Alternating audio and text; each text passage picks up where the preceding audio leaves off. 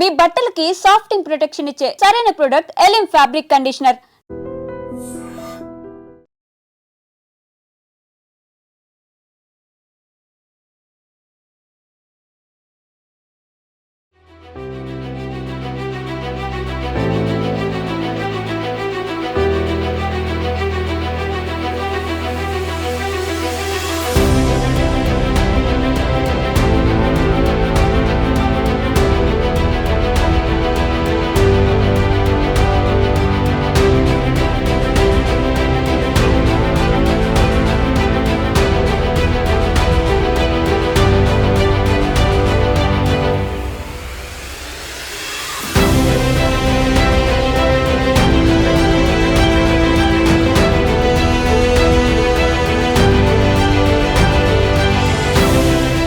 అహ్మదాబాద్ మేఘానిలో 242 మంది ప్యాసింజర్స్తో వెళ్తున్న విమానం ఒక్కసారిగా కుప్పకూలింది. ఈ విమాన ప్రమాదంతో గుజరాత్ రాష్ట్రం ఒక్కసారిగా వణికిపోయిందని చెప్పొచ్చు. A1171 బోయింగ్ 787 డ్రీమ్ లైనర్ విమానం మధ్యాహ్నం 1:17 టేక్ ఆఫ్ అయింది. టేక్ ఆఫ్ అయిన 9 నిమిషాలకే ప్రమాదానికి గురైంది. అయితే కుప్పకూలినటువంటి విమానం ఫుల్ ఫ్యూయల్ ఉండటంతో దట్టమైన పొగలు వ్యాపించాయి. పూర్తిగా పొగలు అలముకున్నాయి. దీంతో 242 మంది ప్రయాణికులతో పాటు అందులో 10 మంది సిబ్బంది, 2 పైలట్స్ కూడా ఉన్నారు.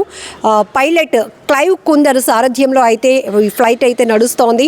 సో ఈ ఒక్కసారిగా విమానం కుప్పకూలినటువంటి ప్రమాదంలో ఎంతమంది ప్రాణాలు కోల్పోయారు, ఎంతమంది క్షతగాత్రులు అయ్యారు అనే విషయం ఇంకా స్పష్టత రాలేదు. కానీ హుటాహుటిన 90 మంది 3 బృందాలుగా ఏర్పడి సహాయక చర్యలు ముమ్మరంగా కొనసాగిస్తున్నారు. బిగ్ రెస్క్యూ అయితే అక్కడ కంటిన్యూ అవుతోంది. అహ్మదాబాద్ నుంచి లండన్కు వెళ్తున్నటువంటి ఈ ఫ్లైట్ ఒక్కసారిగా ప్రమాదానికి గురి కావటం ప్రతి ఒక్కరిని కలవరపాటుకు గురి చేస్తోంది. గుండెలు అదిరిపోతున్నాయి. అందులో ప్రయాణిస్తున్న వాళ్ళు డీటెయిల్స్ గురించి ఇప్పుడు ప్రతి ఒక్కరు కూడా వరి అవుతున్నారు, టెన్షన్ పడుతున్నారు. ఏమైంది ఇప్పుడు, ఆ ఫ్లైట్లో ప్రయాణిస్తున్న వారి పరిస్థితి ఎలా ఉంది, మా వాళ్ళు ఏమైపోయారు అని కుటుంబ సభ్యులు ఈ విమాన ప్రమాదం తెలిసిన వెంటనే ఒక్కసారిగా ఆందోళనకు గురవుతున్న పరిస్థితి. ఇప్పటికే కేంద్ర ప్రభుత్వం కూడా ఇమీడియట్గా అక్కడ రెస్క్యూ కొనసాగించడం, అలాగే ఎందుకు విమానం ఈ ప్రమాదానికి గురి కావటం, కారణాలు ఏంటి అనే విషయంపై కూడా కేంద్ర విమానయాన శాఖ మంత్రులతో, అధికారులతో కూడా, అలాగే ఎయిర్పోర్ట్ అథారిటీ వాళ్ళతో కూడా మాట్లాడడం జరుగుతుంది. ఇప్పటికే ప్రధాని మోదీ ఫోన్ కాంటాక్ట్ అయ్యి అసలు ప్రమాదం గురించి ఆరా తీశారు. మరొక వైపు కుట్రకోణం దాగి ఉంది అని చెప్పేసి విమానయాన శాఖ అయితే అనుమానిస్తోంది. ఈ నేపథ్యంలోనే ఇంకా చెప్పొచ్చు, ఈ ఘటనకు సంబంధించి ఒక్కసారిగా అంటే అహ్మదాబాద్ ఎయిర్పోర్ట్కి దగ్గరగా సివిల్ హాస్పిటల్ జనావాసాల్లో ప్రమాదం జరగటం వల్ల కొంతవరకు సహాయక చర్యలు చేయటానికి కొంత అనుకూలమైన ప్రాంతం, ఒకవేళ కనెక్టింగ్కి దూరంగా ఉన్నటువంటి నిర్మానుష్య ప్రాంతంలో ఫ్లై అవుతూ ఒకవేళ కుప్పకూలితే గనక అక్కడ సహాయక చర్యలు చేయటానికి కూడా ఎవరికి ఆస్కారం ఉండదు, అవకాశం కూడా ఉండదు. కానీ ఇది అహ్మదాబాద్ ఎయిర్పోర్ట్కి దగ్గరగా జరిగినటువంటి ప్రమాదం కావటం వల్ల ఇమ్మీడియట్గా మొత్తం అధికార యంత్రాంగం అంతా కూడా హుటాహుటిన ఎయిర్పోర్ట్ అథారిటీ కావచ్చు, పెద్ద ఎత్తున సహాయక దళాలు కావచ్చు, ముమ్మరంగా అక్కడ రెస్క్యూ కొనసాగిస్తూ ఉన్నారు.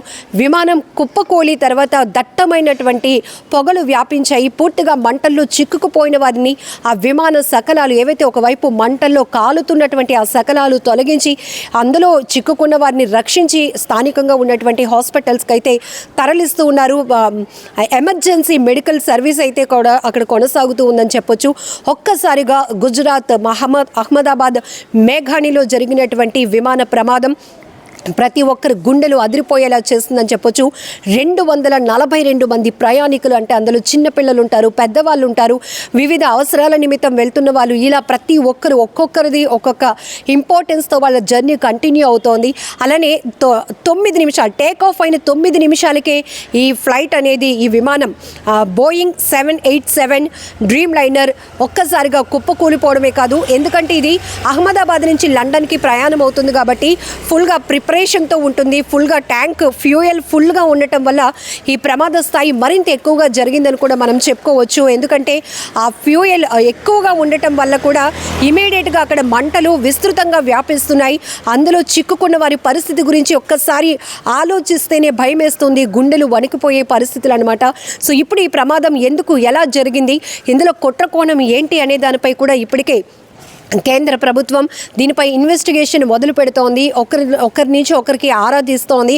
అసలు పైలట్ క్లైవ్ కుందర్ సారథ్యంలో నడుస్తున్నటువంటి విమానం టేక్ ఆఫ్ అయిన 9 నిమిషాలకే ఇలా ప్రమాదం గురి అవ్వటం కారణం ఏంటి, సాంకేతిక లోపాలు ఏమైనా ఉన్నాయా, ఇలా రకరకాల అభిప్రాయాలు కూడా వ్యక్తమవుతున్నాయి. రకరకాల కోణాల్లో అనుమానాలు కూడా వ్యక్తమవుతున్నటువంటి పరిస్థితి. ఏదేమైనా 242 మంది ప్రయాణికులతో వెళ్తున్న A1171 బోయింగ్ 787 డ్రీమ్ లైనర్ విమానం ఒక్కసారిగా కుప్ప కూలిపోయింది.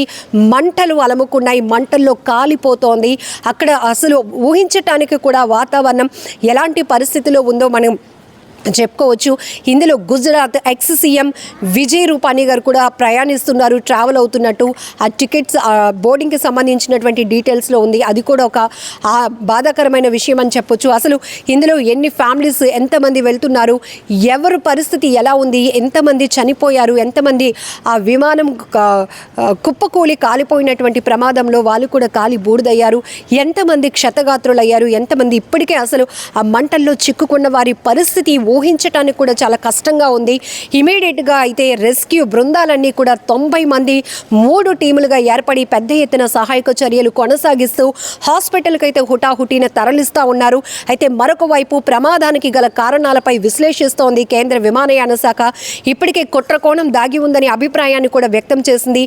అసలు ఎందుకు టేక్ ఆఫ్ మధ్యాహ్నం 1:17 టేక్ ఆఫ్ అయినటువంటి ఈ విమానం లండన్కి బయలుదేరింది. అహ్మదాబాద్ ఎయిర్పోర్ట్కి అతి దగ్గరలో సివిల్ ఆసుపత్రి జనావాసాల దగ్గర ఈ ప్రమాదం జరగటం వల్ల ఒక రకంగా చెప్పాలంటే అక్కడ సహాయక చర్యలు కొనసాగించడానికి కాస్త అవకాశం దొరికిందని చెప్పొచ్చు. లేదు అంటే ఇది ప్రయాణించిన తర్వాత వేరే చోట ఏదైనా ప్రమాదం జరిగితే కూడా ఇలా ఇమీడియట్గా అక్కడికి వెళ్ళటానికి, చేరుకోవటానికి, రెస్క్యూ చేయడానికి కూడా అవకాశం ఉండదు.